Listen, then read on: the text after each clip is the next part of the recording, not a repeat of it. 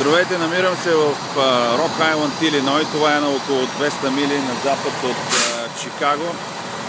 Виждате какво се случи през последните няколко дни. Тук се изсипа рекордно количество дъжд. Почти месечната норма за април само за около 2 дни. И виждате какви огромни щети е нанесла природната стихия на хората тук в Рок Айланд. Наводнени къщи, гаражи, просто картината е потресаваща.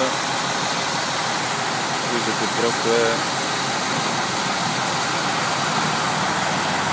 много лошо това, което е сполетяло хората тук.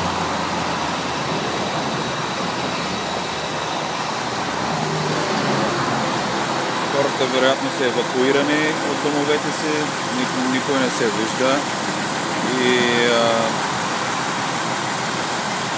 това исках да заснема и да ви покажа.